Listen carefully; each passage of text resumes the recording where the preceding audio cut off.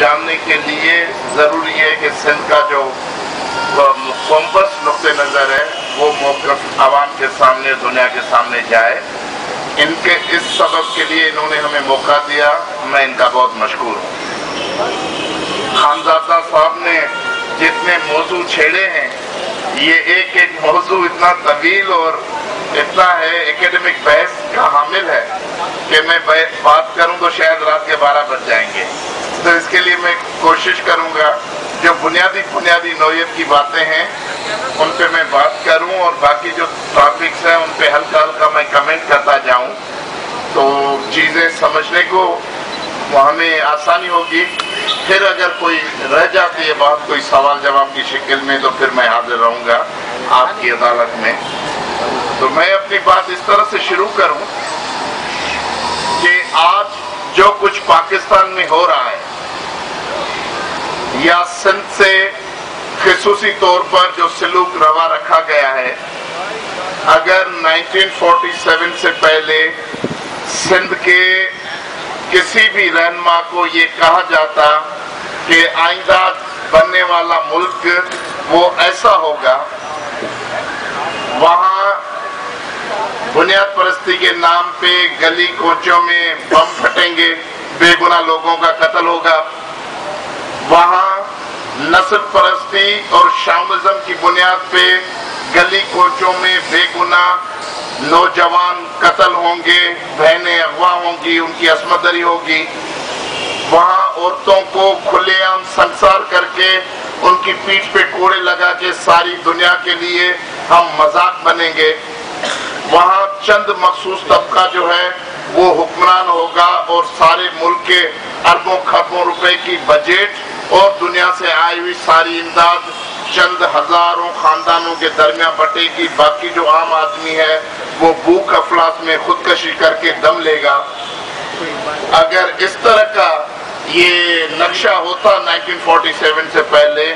तो कोई पागल आदमी होता जो इस मुल्क के हक के लिए वोट देता कि हाँ हम पाकिस्तान में शरीक होने जा रहे हैं। 1940 के से पहले सारे हिंदुस्तान के अंदर, मुत्तहदा हिंदुस्तान में जब फरंगी साम्राज्य के खिलाफ इंतहाई जबरदस्त किस्म की अवामी जदोजहद जारी थी, उसी जदोजहद के नतीजे में सारे मुस्लिम जितनी स्टेट्स थी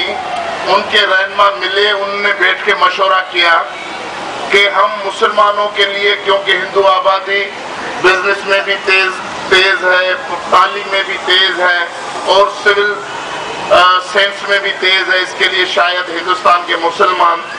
उनका मुकाबला न कर सकेंगे। इसके लिए हम मुसलमानों के लिए एक अलहदा आज़ाद और खुद मुख्तियार ममलकत बनाना चाहते हैं,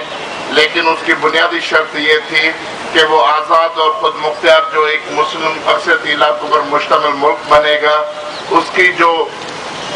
फेडरेटिंग स्टेट्स होंगी वो आज़ाद और खुद मुख्तियार होंगी। हर कौम को अपनी आज़ादी, दाखिली आज़ादी, उसकी तहजीब तमद्दन, उसकी मुआशी वसाइल पे मुकम्मल इख्तियार और कंट्रोल होगा। इस बुनियाद पे यहाँ के सारे मुसलमान रहनुमा थे, उन्होंने मुस्लिम लीग से हामी भरी थी कि हाँ हम ऐसे प्रोग्राम के बुनियाद पे आपके साथ चल सकते हैं। फिर आपने देखा 1940 का रेजोल्यूशन पास हुआ, 1943 में साईं GM सैयद ने सिंध असेंबली में करारदाद पास की और उसमें फिर पाकिस्तान की शक्ल बनी कि ये एक मुल्क बनने जा रहा है जिसका ये ढांचा होगा, ये सूरत होगी। लेकिन बदकिस्मती ये है कि जिस आदमी ने जिस वक्त सच की बात की है उसे या पागल करार दिया गया है या उसे मुल्क का दुश्मन करार दिया गया है और उन्हें जेलों में बंद किया गया, अजाब और मुश्किलातों के हवाले किया गया। जो सबसे बड़ा मक्कार, झूठा, करप्ट आदमी है वो इस मुल्क का हुक्मरान बना है, जिसकी वजह से इस मुल्क में न कभी कोई आइन की अहमियत रही है, न कभी मुकद्दस चीज़ों की कोई अहमियत रही है। मैं आपसे पूछना चाहता हूँ, कराची के इस चौक पे बैठे मैं आपसे पूछना चाहता हूँ कि आप हिस्ट्री के किताब खोलें और तारीख के किताब खोलें, आप पढ़ें और मुझे बताएं, अगर मेरा इल्म महदूद हो, कम हो, 1947 से पहले यहाँ कराची में 1941 का जो सेंसस हुआ था उसने कहा था कि 4,36,000 लोग कराची में आबाद हैं, रहते हैं, जिसमें सिंधी मुसलमान भी था, सिंधी हिंदू भी था, पारसी भी था, क्रिश्चियन भी था, बाकी छोटी छोटी लसानी अक़लियतें कोई चंद हजार लोगों पर मुश्तमिल थी। 1947 से पहले कराची में कभी कोई ऐसा वाक़या हुआ कि यहाँ मकामी लोगों ने पागल बन के उठे हों,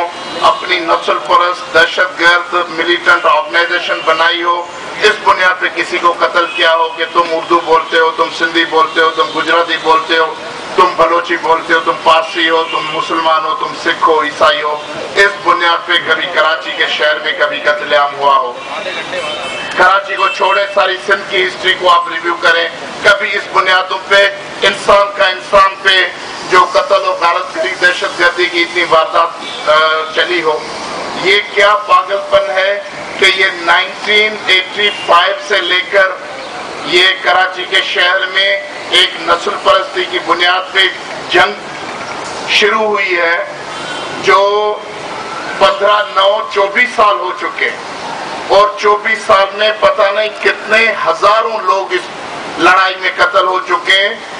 और घर बेघर हुए, औरतों की अस्मत दरी हुई है, माएँ बहनें उनकी आह पुकार चालू है,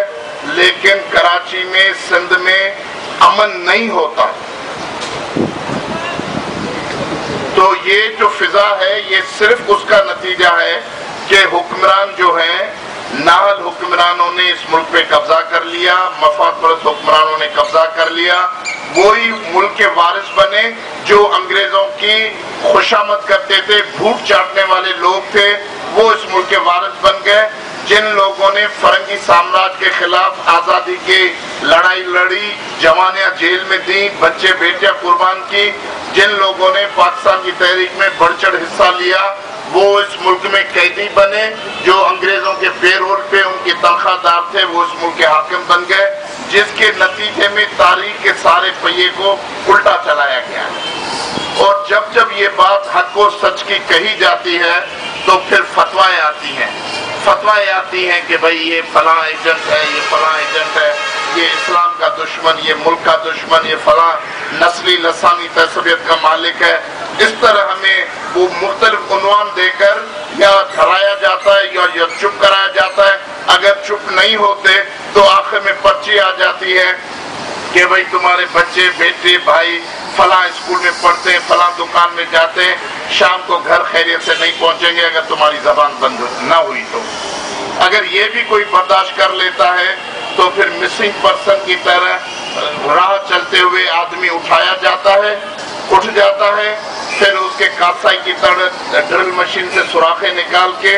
उसको कासाई की तरह टुकड़े करके या कराची के बड़े गटर नालों में लाशें फेंक दी जाती हैं, या कहीं कहीं उसकी कब्र बन जाती है नजीर अब्बासी की तरह कि उनको वारसन को पता नहीं होता कि हमारा बच्चा गया कहाँ, उसकी आखिरी निशानी कहाँ है, ये भी मालूम नहीं हुआ। पाकिस्तान के 63 साल के अरसे में, 62 साल के अरसे में हजारों लोग जो हैं वो अभी गुम हैं, जिनके माँ बाप उनके इंतजार में बैठे हैं कि एक न एक दिन जो है हमारे बच्चे घर को वापस आएंगे। तो ये स्टेट अगर रियासती मशीनरी, अगर मुल्क का निजाम इस तरह चलता रहेगा